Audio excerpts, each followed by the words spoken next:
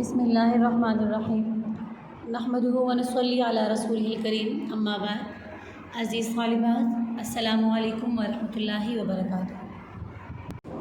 آسان اصول فقہ کے گزشتہ درس میں ہم نے قیاس کی تعریف پڑھ لی تھی کہ قیاس کسے کہا جاتا ہے، یعنی علت کے مشترک ہونے کی بنا پر کسی غیر منصوص واقعے کو، یعنی فرع کو منصوص واقعے پر قیاس کرنا یا اس کا حکم لگانا، اس کو قیاس کہتے ہیں۔ پھر اس طرح قیاس کے 4 ارکان تھے: اصل، فرع، حکم اور علت۔ اصل سے مراد تو صراحتاً جو کتاب و سنت میں حکم مذکور ہو، وہ صورت جو کتاب و سنت میں مذکور ہو۔ پھر ہے فرع، جس کا نص میں صراحتاً ذکر نہ ہو اور اس میں پھر منصوص صورت کا حکم لگایا جائے۔ اور حکم وہی، یعنی فعل کا وہ اثر جو نص میں مذکور ہوتا ہے اور اسے پھر غیر منصوص واقعے کی طرف منتقل کیا جاتا ہے۔ پھر ہے علت، وہ وجہ جس کی وجہ سے اصل میں کوئی حکم لگایا جاتا ہے۔ آج ہم پڑھیں گے شرائط قیاس۔ تو قیاس کے لیے 8 بنیادی شرطیں ہیں۔ 3 کا تعلق اصل سے ہے، اصل یعنی وہ صورت جو کہ کتاب اور سنت میں موجود ہو۔ 2 کا تعلق فرع سے ہے، فرع یعنی وہ واقعہ جس کا نص میں یعنی قرآن و سنت میں صراحتاً ذکر موجود نہ ہو۔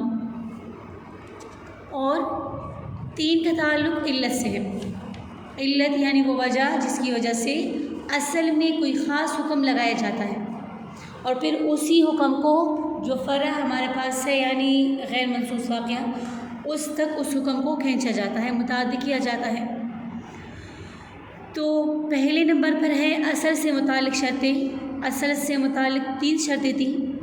نمبر 1، مقیس علیہ کا حکم اسی کے ساتھ خاص نہ ہو، یعنی جس پر حکم کو قیاس کیا جا رہا ہے اصل، تو اس اصل کا جو حکم ہو تو وہ حکم اسی کے ساتھ خاص نہ ہو، کیونکہ اگر مقیس علیہ کا حکم اسی کے ساتھ خاص ہوگا، مقیس علیہ یعنی اصل، اگر اصل کا حکم اسی کے ساتھ خاص ہو تو پھر اس پر دوسرے واقعے کو ہم قیاس نہیں کر سکتے۔ جیسے تہجد کی نماز نبی علیہ السلام پر فرض تھی، لیکن قرآن نے اس کو نبی علیہ السلام کی خصوصیت قرار دی۔ اس طرح کے قرآن میں آتا ہے نافلۃ لک۔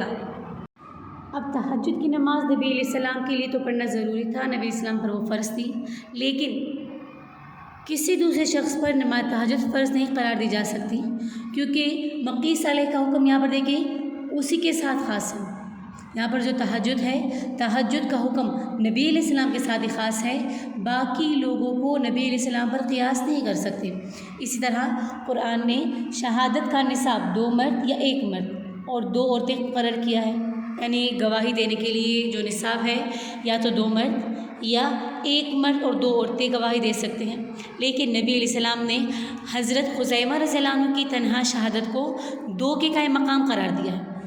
تو یہ حکم یعنی حضرت خزیمہ رضی اللہ عنہ کا اکیلی گواہی دینا، تو اس کو یعنی یہ حکم صرف انہیں کے ساتھ خاص تھا، اس لیے کسی اور شخص کو اور وہ کسی بھی قدر متقی ہو اس پر قیاس نہیں کیا جا سکتا کہ ہم کہیں کہ بھئی یہ کافی متقی شخص ہے، پرہیزگار ہے، اس کو ہم حضرت خزیمہ پر قیاس کر لیں کہ جس طرح ان کی گواہی 1 کی قائم مقام تھی، 2 کی قائم مقام تھی، لہٰذا اب باقی بھی کسی ایک کی گواہی کو 2 کی قائم مقام کر دے، تو اس طرح نہیں کر سکتے، کیونکہ یہاں پر مقیس علیہ کا حکم صرف اسی کے ساتھ خاص تھا۔ تو اگر مقیس علیہ کا حکم اسی کے ساتھ خاص ہو تو اس پر پھر دوسرے واقعے کو قیاس ہم نہیں کر سکتے۔ پھر اصل کے ساتھ دوسری شرط، خود مقیس علیہ کا حکم خلاف قیاس نہ ہو۔ مقیس علیہ سے مراد اصل ہی، تو مقیس علیہ کا حکم کیا ہو؟ خلاف قیاس نہ ہو۔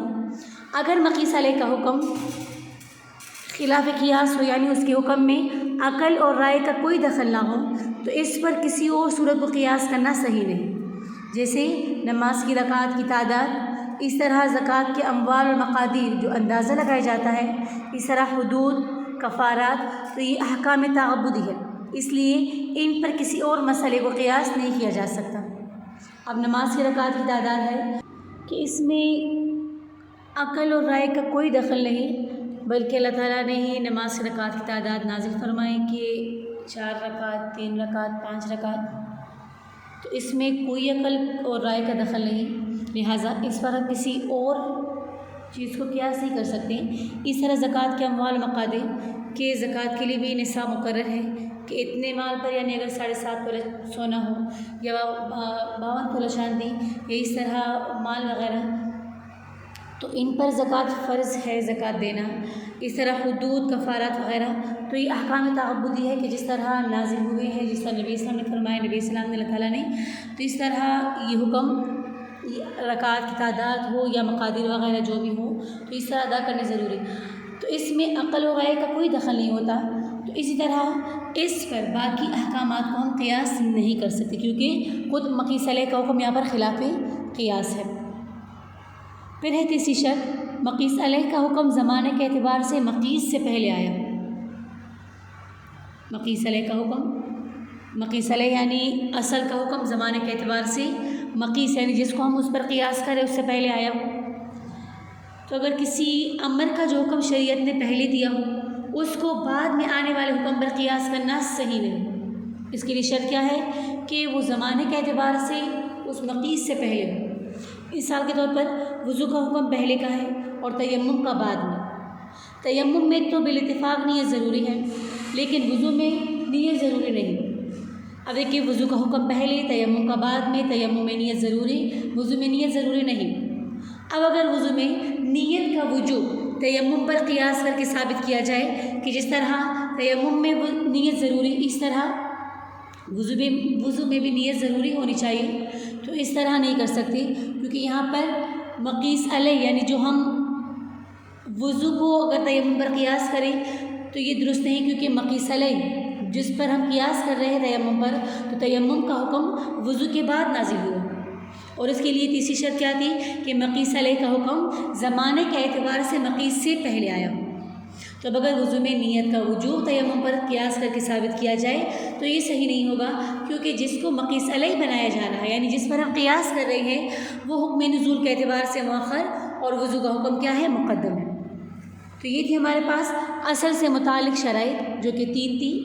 ایک تو مقیس علیہ کا حکم اسی کے ساتھ خاص نہ ہو، نمبر 2 خود مقیس علیہ کا حکم خلاف قیاس نہ ہو، نمبر 3 مقیس علیہ کا حکم زمانے کے اعتبار سے مقیس سے پہلے آیا ہو۔ تو اگر یہ 3 شرائط پائی جائے تو قیاس کر سکتے ہیں، ورنہ قیاس کرنا درست نہیں۔ تو یہ تھا آج کا سبق، شرائط قیاس مکمل یاد کر لیں، یہ 3 شرائط جو اصل سے متعلق شرائط تھی۔ انشاءاللہ باقی شرائط فرع سے متعلق اگلے درس میں پڑھ لیں گے۔ جزاکم اللہ خیر لکم۔ السلام علیکم ورحمۃ اللہ وبرکاتہ۔